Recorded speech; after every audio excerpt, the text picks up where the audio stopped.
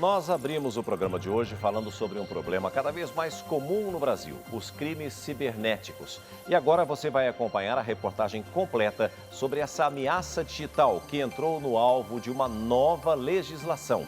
Aliás, César, a necessidade de investimento na segurança de dados abre ótimas oportunidades no segmento da internet. A repórter Elaine Cortes foi conhecer melhor como é feita a preparação para atuar nessa área, que é o futuro do mercado de trabalho. Aproveite e acompanhe. A internet de todas as coisas nos levou literalmente para as nuvens. No espaço virtual, a velocidade é outra e os riscos também. O Brasil é o segundo país com o maior número de crimes cibernéticos no mundo. Ataques que atingem 62 milhões de pessoas e causam prejuízos de 22 bilhões de dólares por ano. Por trás daquele celular, por trás da sua internet, por trás do seu Wi-Fi, existe-se um risco e precisa tomar cuidado com ele. Já faz alguns anos que as invasões e os roubos de dados afetam vítimas no mundo todo. Em 2011, a PlayStation Network teve a rede invadida. 78 milhões de usuários foram roubados, principalmente por meio dos dados de cartão de crédito. Em 2014, a Apple entrou na mira dos criminosos. Fotos íntimas se espalharam e o ataque interferiu nos nomes e nas senhas. De lá para cá, os registros só aumentaram. Marina Rui Barbosa teve o Instagram hackeado com postagens que anunciavam doações que nunca existiram. O sertanejo Lucas Luco teve todas as fotos excluídas das redes. E a cantora Negrali ainda enfrentou ataques racistas pela web. Vazamento de informações, danos na reputação, prejuízos financeiros e furto de alguma ideia, uma fórmula, uma marca. Tudo isso e uma mudança recente na lei para o controle e uso dos nossos dados pessoais abre uma nova oportunidade de trabalho. A segurança cibernética é a área que mais vai contratar no futuro. E já tem muito profissional se preparando para isso. A maior rede profissional do mundo divulgou uma lista das 15 profissões promissoras para este ano. Cargos relacionados com internet e tecnologia da informação ocupam todas as posições. Você já ouviu falar em engenheiro de cibersegurança? Sabe o que faz um cientista de dados? Os nomes podem variar. Mas o que todas as empresas buscam agora são profissionais que saibam como proteger dados confidenciais e evitar roubos de valores ou manipulações financeiras. Se a gente olhar globalmente, a gente está falando de milhões de vagas para trabalhar com cibersegurança. No Brasil, a gente tem um cenário de mais ou menos, eu vou chutar umas 100 mil vagas abertas, principalmente com a figura do encarregado perante a Lei Geral de Proteção de Dados. É que a partir de agosto, quando entra em vigor a Lei Geral de Proteção de Dados, a contratação do DPO, ou Data Protection Officer, será obrigatória. Que é mais conhecido como encarregado dos dados. Qual a função do DPO? Ele vai ter que se reportar para a Autoridade Nacional de Proteção de Dados, se solicitado, ou caso ocorra algum incidente na empresa, ou se o consumidor, se o cliente da empresa também questionar sobre quais dados aquela empresa tem sobre esse titular dos dados, o DPO vai ser essa ponte entre o titular dos dados e a empresa e o controlador, e o titular dos dados e a Autoridade Nacional de Proteção de Dados. Quem tem conhecimento jurídico e tecnológico leva vantagem na área. É o caso do André. O advogado atuou por 11 anos nas causas cíveis até descobrir esse universo paralelo.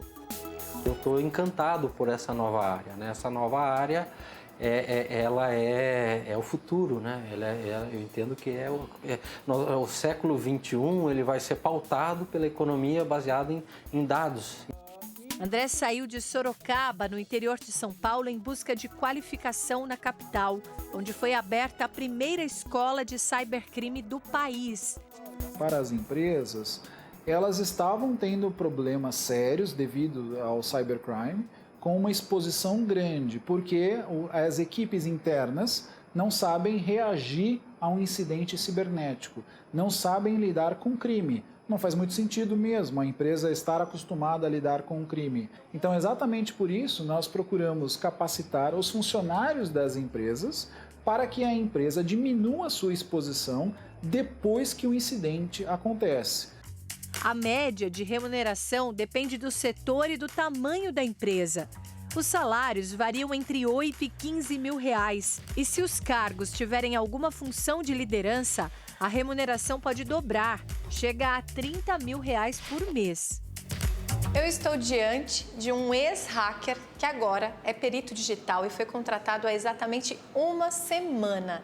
Como é que foi essa transição de hacker para um especialista de uma empresa de segurança de dados? Olha, essa transição foi muito interessante.